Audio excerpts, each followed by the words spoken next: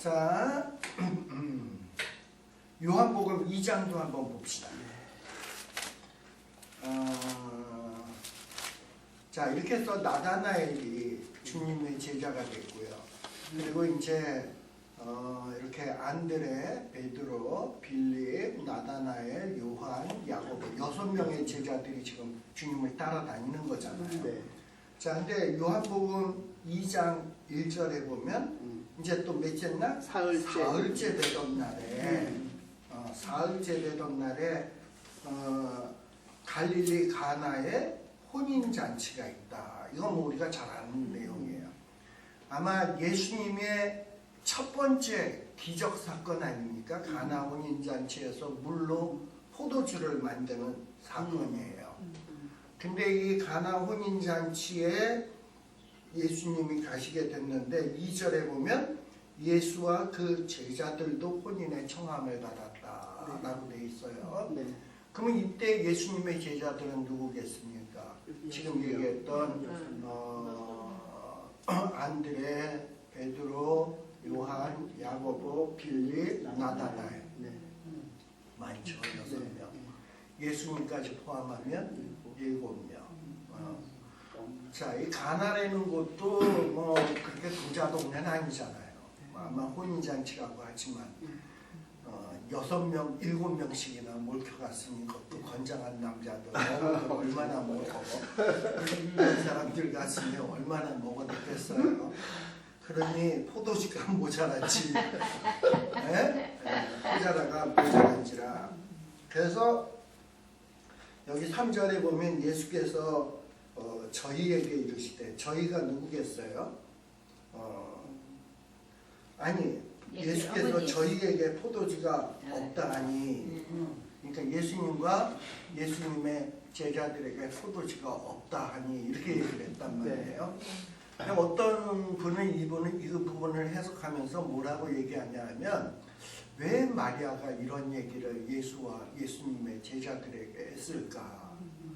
지금 가뜩이나 가나 혼인잔치는 별 부잣집도 아닌데 혼인잔치에 예수님을 보고 오라 그랬더니 이거 뭐 6명씩이나 달고 와가지고 디립다 먹어대니 포도주가 모자라니까 마리아가 눈치 준 거 아니겠냐. 포도주 없어, 빨리 가. 이거 아니겠냐, 뭐 이러고 얘기하는 사람도 있어요. 네. 그리고 여기 보면 내 때가 아직 이르지 못하였나이다, 뭐 이러고 얘기를 했다 이 말이죠. 물론 여러분들 그 가나 혼인잔치는 여러분들 보게 되면 몇 절이냐면 11절에 보면 예수께서 이 처음 표적이라고 돼 있어요. 이 물로 포도주 만든 사건은 처음 표적이니까 예수님이 이 처음 표적을 일으키기 전까지는 표적이 있었다 없었다? 없었어요. 없었죠. 그러면 마리아는 예수님이 표적을 행할 수 있다라는 걸 안다 모른다? 모르죠. 아직 행하는 걸 본 적이 없으니까. 그렇잖아요. 근데 예수님한테 왜 그러면 지금 포도주가 없다, 포도주가 다 떨어졌다, 뭐 이런 얘기를 한 거 아닙니까? 그죠? 네. 그래서 뭐 어떤 분은 예수님에게 얘기한 거는, 야, 너 이렇게 눈치 없이 많이 와가지고 이렇게 얘기를 하는 거예요. 왜냐면 본 적이 없으니까. 만약 표적행한 것이 안다면은 예수님에게 도움을 요청하는 것이 될 수가 있는데, 그래서 이제 그 이 부분을 이렇게 보는 사람이 있더라 이 말이에요. 근데 아무튼 여하한 여기서 이제 중요한 것은 뭐냐 하면은 예수님이 그래서 하인들에게 이 병에다가 물을 채우라 그랬죠. 네. 자, 그래서 어떤 일이 벌어졌냐? 물이 포도주가 됐잖아. 물이 포도주가 돼서 거기 7절에 보면 예수께서 항아리에 물을 떠서 채우라 하신즉 아구까지 채우니, 그래서 연회장에게 갖다 줬더니 아주 이게 포도주가로 변화됐단 말이에요. 그랬더니 9절에 보게 되면 연회장은 물로 된 포도주를 맛보고 어디서 났는지 알지 못하지만 물도 온 하인들은 알더라 라는 거예요. 자, 그래서 하인들이 이 물로 포도주를 되는 걸 알았어요. 그리고 11절에 보면 예수께서 이 처음 표적을 갈릴리 가나에서 행하여 그 영광을 나타내심에 제자들이 뭐 했다? 그러니까 지금 물로 포도주 된 사건을 누구도 안다? 제자들도 안다. 지금 제자들은 예수님에게 지금 깜짝깜짝 놀래고 있는 중입니다. 나다나엘도 무화과 나무 아래 있는 걸 너 봤어. 너 참 이스라엘 사람이야. 간사함이 없어. 이래서 깜짝 놀랬고요. 그리고 이제 예수님을 따라서 혼인잔치 간다 그래서 좋아라 그래서 갔는데 포도주가 떨어졌다 그랬는데 마리아가 와서 왜 눈치 없이 뭔지 예를 들면 가라 좀 그랬는데 예수님이 물을 넣으라 했더니 포도주가 돼서 갑자기 분위기가 반전이 됐단 말이에요. 그리고 그걸 하인들도 알았고 제자들도 알았어요. 자, 그러면 이 자가 도대체 어떤 분이길래 물이 포도주로 바뀔 수가 있냐? 어떤 이 퀄리티가 바뀔 수 있냐? 우리가 보통 예수님이 행하신 이적 가운데 퀀티티, 양이 달라지는 거는 오병이어서 퀄리티, 질에 있어서 바뀌어지는 건 즉 가나 혼인잔치의 물로 포도주 아닙니까? 그죠? 이거를 딱 보면서 가뜩이나 지금 놀래고 있는데 지금 놀라는 일이 생긴 거예요. 그리고 제자들이 이걸 믿게 된 거예요. 자, 그리고 난 다음에 이제 그래서 이 가나 혼인 잔치에서 사람들이 깜짝 놀라게 된 겁니다. 자, 그 다음에 또 어디를 보시냐면 누가복음을 한번 보시죠. 누가복음 4장.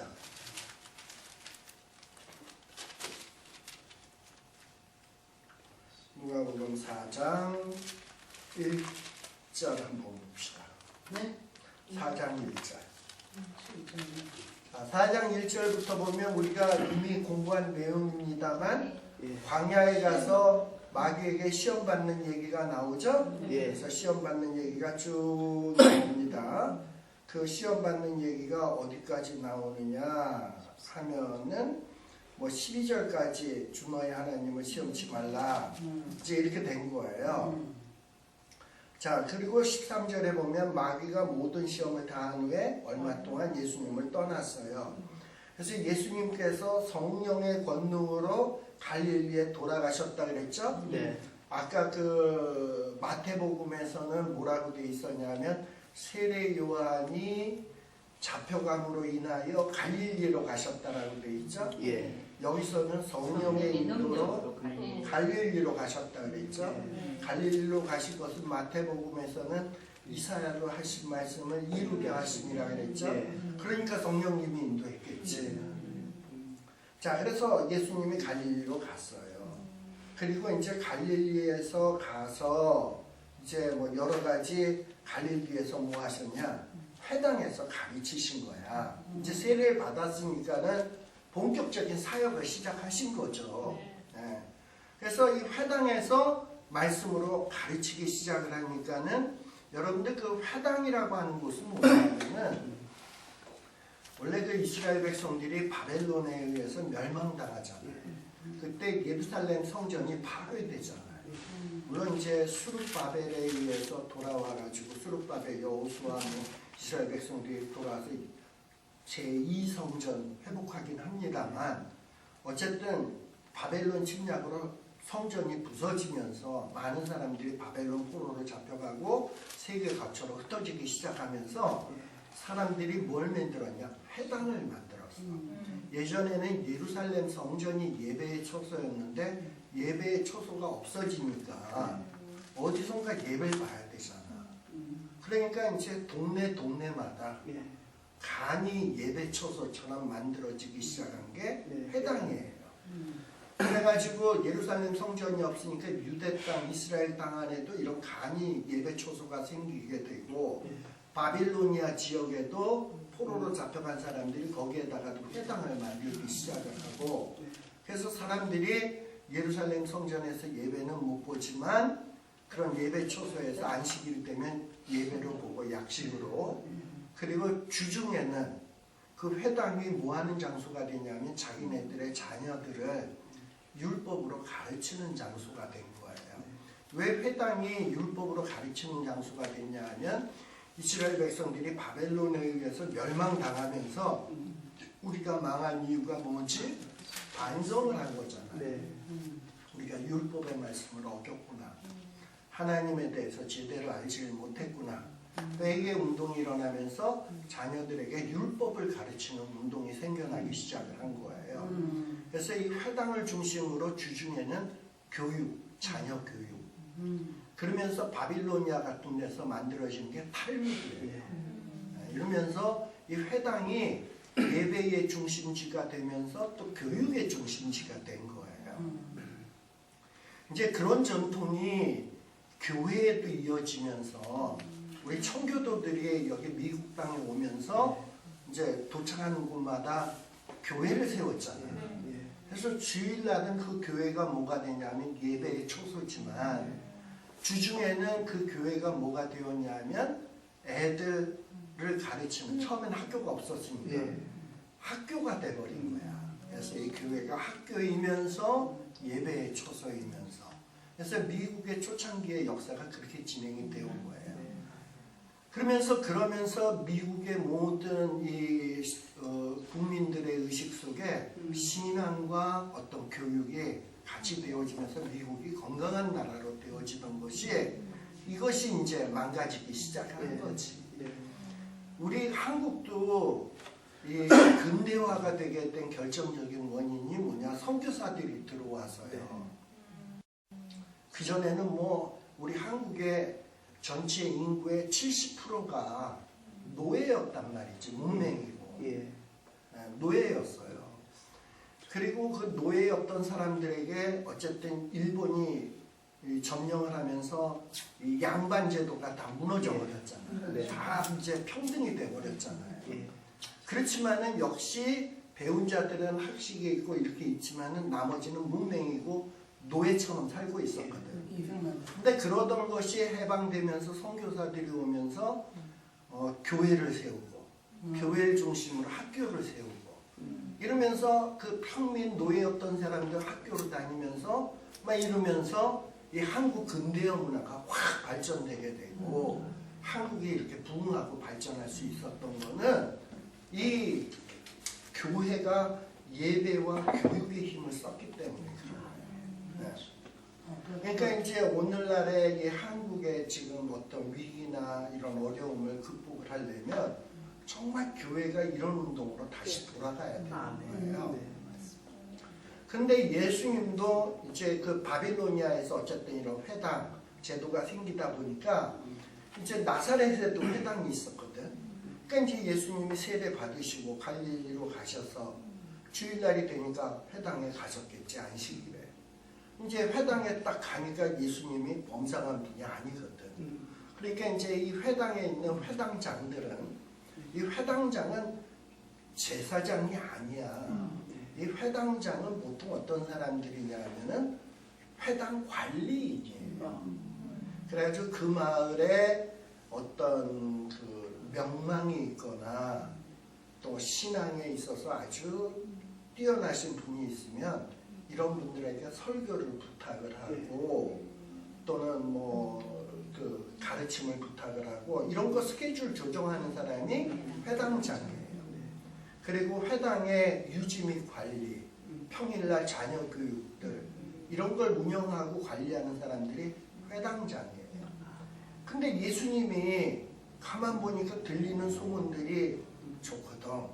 그러니까 예수님을 주일날에 회당에다가 딱 세워서 누가복음 4장에 보게 되면 예수님이 소문이 14절에 보면 성령으로 권능으로 갈릴리에 돌아가시니 예수에 대한 소문이 쫙 퍼졌단 말이지. 그래서 예수님 보고 그 회당장들이 우리 여기서 좀 사람들 가르치시죠. 말씀 좀 가르쳐 주시죠. 그래서 예수님이 딱 가르치시니까 어떻게 되냐? 사람들에게 칭송을 받는 거야.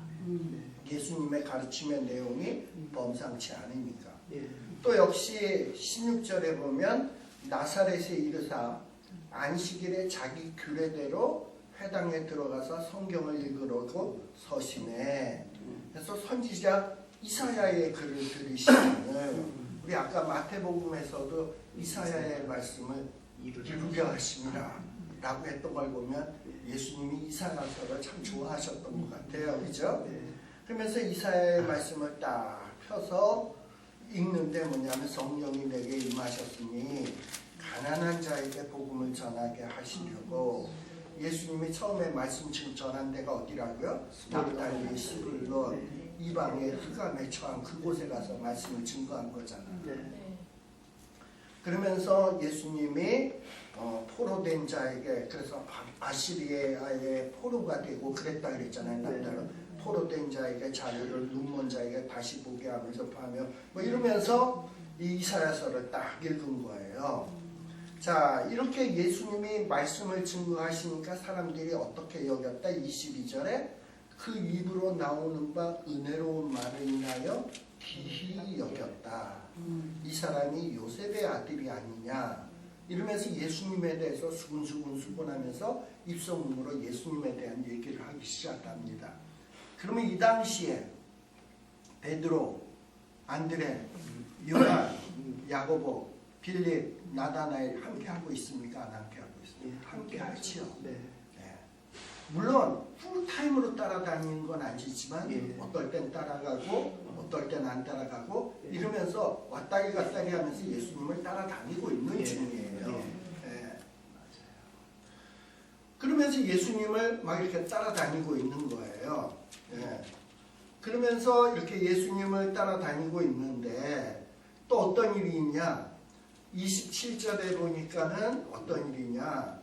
문둥병자가 있어. 근데 이 문둥병자들, 그리고 여기 있네. 그 예수님이 예수님이 무슨 얘기를 하냐 하다가 이 나사렛에서 어떤 일이 당하게 됐냐면 29절에 보면 동네 밖으로 쫓아내요. 그 동네가 건설된 산 낭떠러지에 떨어지에 끌고 가서 밀어 내리치고자 하되 예수께서 저희 가운데서 지나서 가시니라. 그리고 갈릴리 가버나움 동네로 가셨다 그랬잖아요. 우리 그래서 아까 제가 나사렛에서 바리새인이나 이런 사람들한테 핍박을 받아가지고 가버나움으로 갔다라고 얘기하지 않았습니까? 물론 가버나움이 큰 동네니까 제자들의 나와버리니까 갔다고 얘기하긴 했지만 나사렛에서 이렇게 핍박을 많이 받았다. 그래서 어쨌든 가버나움으로 가셨어. 자, 그래서 이 가버나움에 가셔서 안식일에 가르치시는데 역시 회당에서 가르치는데 권세 있는 말씀들을 외치는 거야. 그러는데 33절에 어떤 일이 있었냐? 회당에서 어떤 더러운 귀신 들린 사람이 예수님을 바라다보더니 나사렛 예수여, 당신이 우리와 무슨 상관이 있나이까? 우리를 멸하러 오셨나이까? 나는 당신이 누구인 줄 압니다.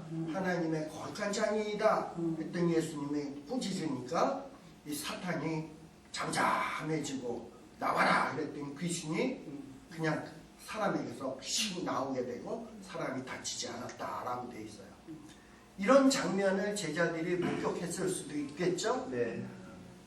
그리고 또 목격 못한 제자들은 소문으로 들었겠죠.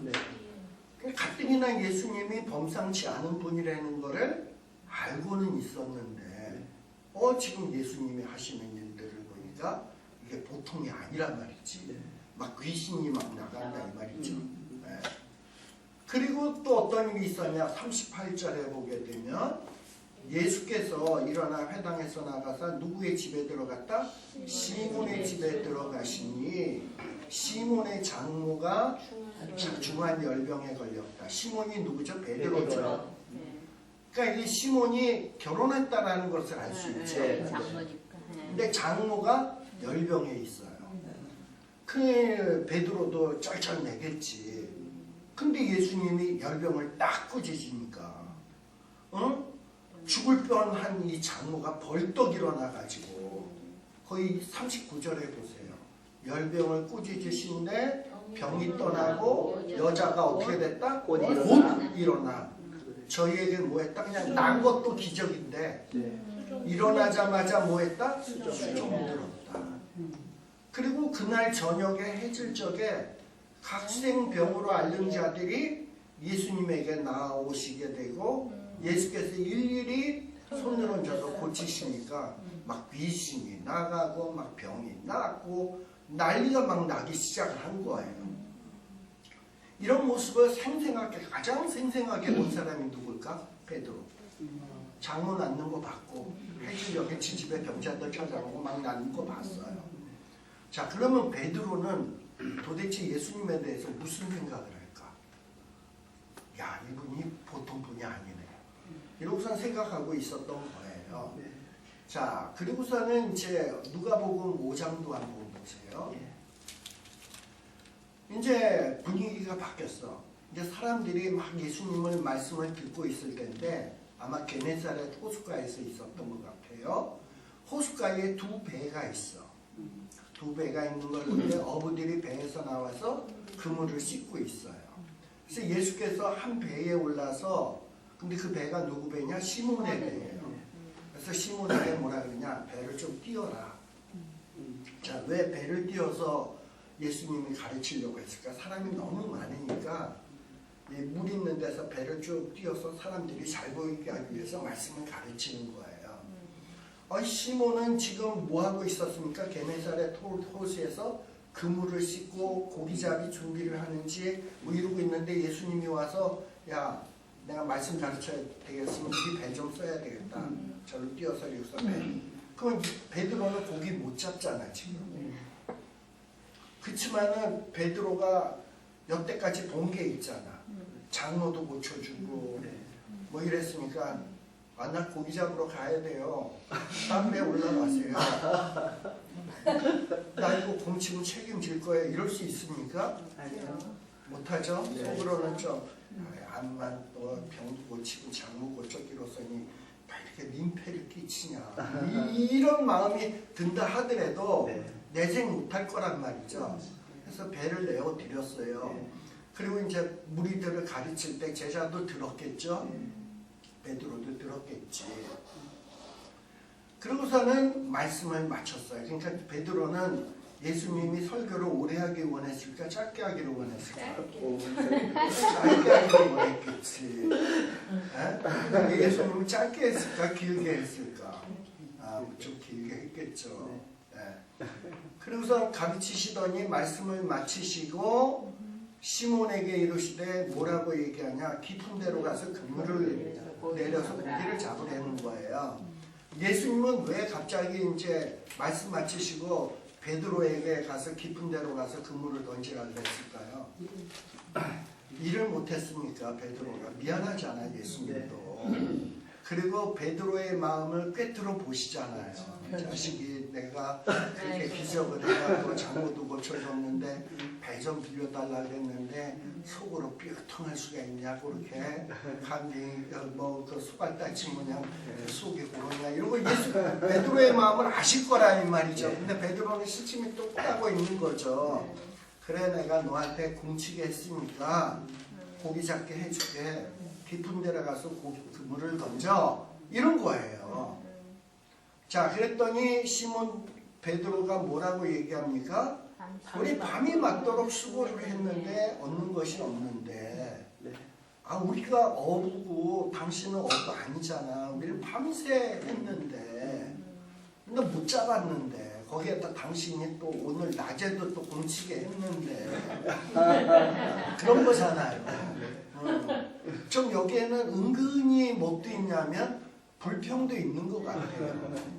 근데 뭐 당신이 뭐 병도 고치고 장모도 고치고 뭐 이렇게 보니까 보통 분 아니신 것 같은데 뭐 믿어보겠습니다. 말씀에 의지해서 깊은 데 가서 그물 한번 던져보겠습니다. 이런 거예요. 그래서 말씀에 의지해서 그물을 던졌더니 웬걸 대박이 났잖아요. 그물이 찢어지는 거예요. 베드로 혼자서 감당이 안 돼. 7절에 그래서 다른 배에 있는 동물을 손질을 했으니까 누가 왔겠습니까? 베드로와 안드레는 형제니까 같이 했을 것이고 그 다음에 누가 왔을 거냐면 두 배라 그랬잖아요. 요한과 야고보가 왔겠죠. 그런데 두 채의 배가 다 가득 꽉 찰 정도로 두 배에 완전히 채웠어요. 이런 일이 벌어지게 된 거예요. 그러고선 시몬 베드로가 이를 보고 예수의 무릎 아래 엎드려 가로되 주여 나를 떠나소서 나는 죄인이로소이다 라고 얘기를 한 거예요. 이제 이러고 얘기를 하고 그러고서는 뭐라 그러냐, 나를 떠나소서. 그리고 또 누구도 놀랐다라고 되어 있냐면 세베대의 아들로서 시몬의 동업자인 야고보와 요한도 놀랐다 그랬어요. 그리고서는 예수께서 뭐라고 얘기합니까? 시몬에게 일러 가라사대 무서워 말라. 이제 후로는 내가 사람을 취하리라. 자, 우리 아까 마태복음으로 돌아오죠. 아까 마태복음에 뭐라 그랬죠? 너가 이제 사람 낚는 어부가 되게 하리라. 여기서는 내가 사람을 취하리라. 저희가 배들을 육지에 대고 모든 것을 버려두고 예수를 쫓습니다. 자, 그러니까 예수를 쫓게 되는 데는 그냥 갑자기 예수님 처음에 만나는 그 순간에 팍 쫓았습니까? 아니면 여러 가지를 보고 듣고 체험하고 생각하고 느끼고 또 어떨 때는 아이씨 고기 잡아야 되는데 왜 또 배를 쓰려고 그래, 이런 불평도 있었고, 근데 그걸 꿰뚫어 보시는 주님의 마음도 알고 깊은 데로 가서 그물을 던지라 그랬는데 고기가 나왔고 바닷속 깊은 데도 알아보시는 분이 내 마음속 깊은 속도 다 알아보니까는 내가 아까 조금 전에 내 마음속 깊은 속에 예수님에 대해서 무슨 생각했죠? 왜 그 바쁜 사람 배를 그냥 이 속도 뚫어다 볼 것 같으니까 이런 예수님 앞에 다 들킨 것 같단 말이지. 그러니까 어떻게 해요? 넙죽 베드로가 엎드려가지고 나는 죄인으로서이다가 나온 거예요. 그리고 나 예수님 따라갈 수가 없습니다. 무서워서 못 따라가겠다는 거지. 속마음이 다 들켰으니까. 나를 떠나서서 내가 그동안 좀 따라다녔는데 예수님 따라다니기가 너무 부담스럽다는 거예요. 근데 예수님이 뭐라 그러냐? 너가 여태까지 고기 잡는 어부였어? 이제 내가 너를 사람 잡는 어부가 되게 할 거야. 그러니 넌 날 따라와. 이러고 얘기하니까 이제 베드로가 어떻게 됐냐? 오케이, 모든 것을 버려두고 결단을 하고 예수님을 따라가게 된 거예요. 근데 이게 베드로만 따라가게 된 게 아니라 여기 보면 베드로와 함께 했던 안드레, 요한, 야고보 이런 친구들이 함께 이제는 거부할 수가 없는 거지. 이러고 따라가게 됐다 이 말이에요. 그러니까 지금 우리가 마태복음을 요한복음하고 비교하면서 누가복음하고 비교하면서 보다 보니까 마태복음의 요 흐름의 요 얘기가 무슨 얘기인지가 감이 딱 오잖아요. 그러니까 우리가 예수님을 따라간다라는 것은 갑작스럽게 따라갈 수 있게 되는 게 아니에요. 예수님을 처음엔 만나요. 호기심을 갖게 돼요. 그리고 봐요. 말씀을 들어요. 심사숙고하면서 생각을 해요. 고민도 해요. 갈등도 합니다. 그러면서 이 경험 저 경험이 쌓이게 되면 부인할래야 부인할 수 없는 어떤 지경에 이르게 됩니다. 그러면 예수님께서는 때가 됐다 싶으면 너 나 따라와. 이렇게 나한테 요구하실 때가 있다 이 말이에요. 그럼 그때 우리의 대답은 뭐냐 이 말입니다. 그때 그래요. 내 경험에 의하니 정말 예수님은 나의 구세주고 하나님의 아들이시고 그렇습니다. 내가 이제 주를 위하여 헌신하겠습니다. 라고 모든 것을 버려두고 예수님을 따르게 됐다 이 말이에요. 자, 그런데 이제 마태복음으로 다시 돌아옵니다. 마태복음 4장 19절에 보면 말씀하시되 나를 따라오라 라고 되어 있죠. 그러니까 이 4장 19절까지는 여러 가지 사건과 여러 가지 일들이 있었습니다. 가나 혼인잔치의 일도 있었고 베드로의 장인이 죽을 뻔하다 살아난 사건도 있었고 또 나다나엘의 무화과 나무 아래 있었다라는 걸 보았다라는 사건도 있었고 등등등 이런 일들이 있었어요. 그리고 이런 일들을 다 경험하면서 제자들은 많은 갈등을 했었습니다. 근데 여태까지는 뭐냐, 예수님을 파트타임으로 따라다니고 있었어요. 근데 이제 예수님은 뭘 얘기하냐, 이제 너 나 풀타임으로 따라와.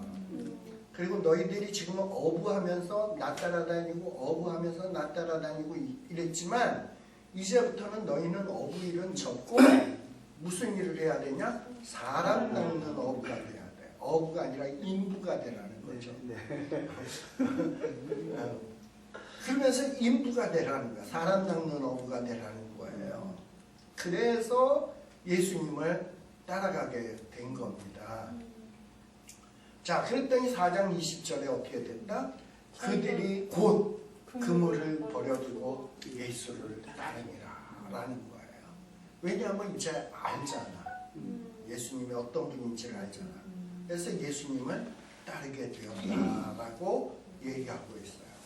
그리고 이제 거기서 더 가다가 누굴 봤다? 야고보와 요한에게도 뭐냐면 그물을 깁는 걸 보시고 야 너희도 따라와.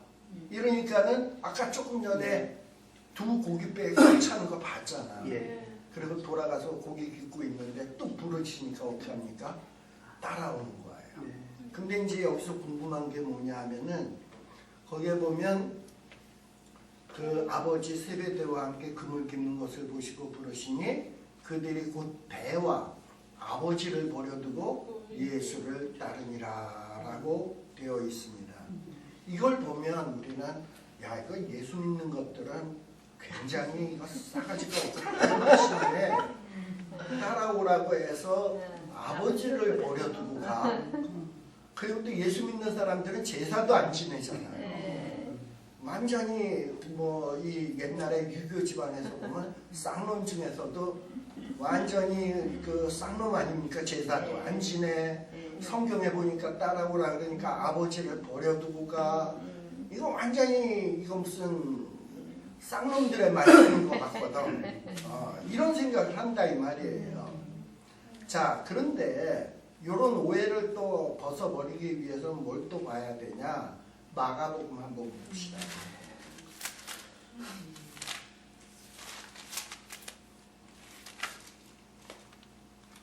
마가복음 1장 20절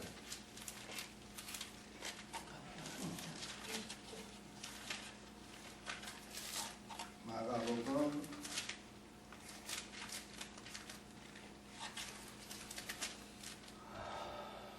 '찾으셨어요? 네. 자, 거기 보면 19절부터 봅시다. 조금 더 가시다가 세베대의 아들 야고보와 그 형제 요한을 보시니 아까 그 내용하고 똑같죠? 네.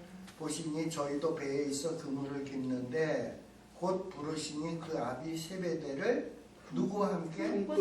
싹꾼들과 함께 배에 버려두고 예수를 따라가니. 우리말로 이게 버려두고라고 하니까는 말이 이상한데 그냥 냅두고. 근데 누구와 함께 냅두고? 싹꾼들과. 그러니까는 아마도 이 야고보와 요한은 이제 예수님을 따르기로 풀타임으로 따르기로 작심을 한 것 같아. 근데 아버지를 이렇게 늙은 아버지를 혼자 두고 가면 안 되잖아. 그러니까 얘네들이 뭘 하기 시작하냐면 싹꾼을 들인 거죠. 아버지를 돌볼 수 있도록. 아버지와 함께 일할 수 있도록. 그러니까는 아버지를 그냥 내팽개치고 고대장 가듯이 내팽개치고 도망간 게 아니라 아버지가 충분히 살 수 있도록 배려를 해놓고 떠났다 이 말이에요. 그리고 이제는 뭔가 예수님을 위해서 결단을 해야 되겠다라는 생각을 했다는 거예요. 또 역시 어쩌면 이 싹꾼을 요한과 야고보가 고용했을 수도 있고 또 반대로 아버지가 고용했을 수도 있어요. 요한과 야고보가 떠난다니까. 그래서 어떤 성경학자는 이렇게 얘기를 해요. 이 세베대라고 하는 사람이 야 나도 내가 젊었으면 나도 예수님 풀타임으로 따르고 싶다. 근데 이 나이에 따라가면 이거 진된다. 나는 못 가니 너희들 가라. 그리고 여기 일하는 거 걱정하지 마. 내가 사람 다 싹 고용해놨으니까 걱정하지 말고 가. 그래서 어떤 사람은 세배대라고 하는 사람도 신앙이 참 많아가지고 만일에 나이가 조금만이라도 젊었다면 예수님의 12제자가 되었을 사람이다 라고 얘기를 해요. 뭐 충분히 가능성이 있죠. 물론 성경에는 자세히 나와 있지 않으니까. 그러나 어쨌든 이렇게 해서 이 요한과 야고보가 예수님을 따라가게 됐다라는 거예요. 자, 그러면 우리는 과연 예수님을 따르기 위해서 우리가 몽땅 다 직업도 버리고 가정도 버리고 따라야 되는 것인가? 그렇지는 않아요.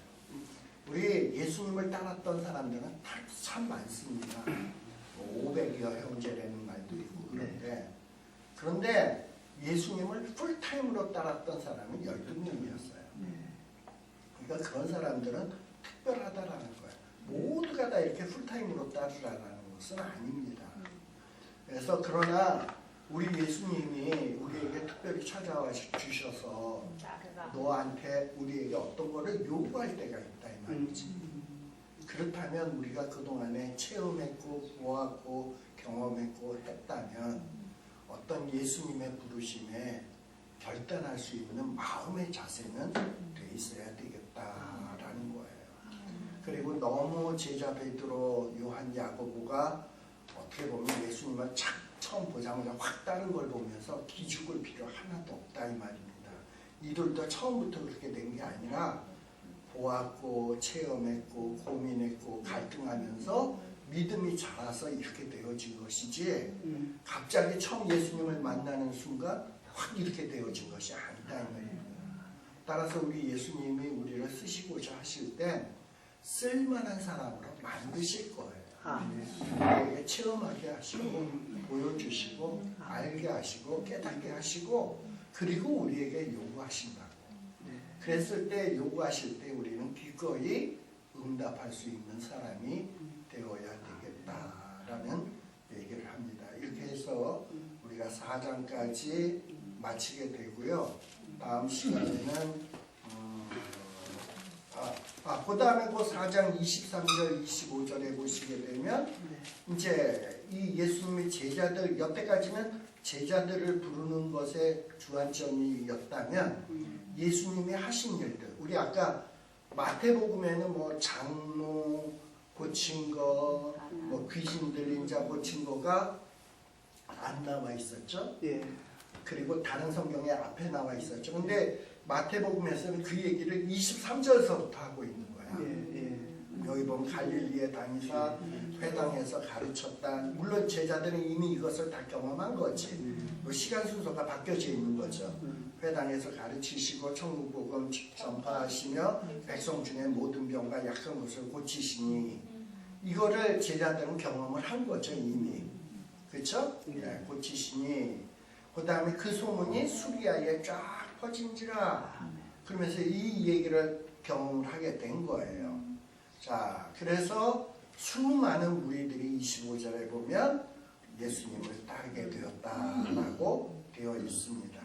그래서 우리는 오늘 요 4장까지 했다 하고 다음 시간서부터는 우리가 그 5장 산상수 팔복 뭐 이제 예수님의 그 가르치심의 핵심 내용 아마 여기 보면 갈릴리에 다니면서 가르치셨다라는 것이 어쩌면 5장, 6장, 7장에 나오는 내용일 수 있어요.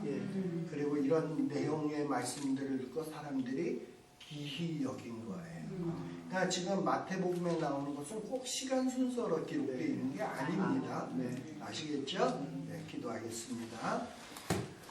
하나님 아버지 감사드립니다. 우리에게 이렇게 말씀을 공부할 수 있는 기회 주시고 또 하나님이 우리에게 원하시는 것이 무엇인지 깨닫게 하여 주시니 감사합니다. 깨달은 바들을 늘 마음에 새기고 그대로 살아 정말 이 땅 위에서 복의 근원의 역할을 감당하게 하여 주시며 이 어두워져가는 흑암의 세계의 빛과 소금의 직분을 감당하는 저희들이 되게 하여 주시옵소서. 아멘. 예수님 이름으로 기도드리옵나이다. 아멘. 마치겠습니다.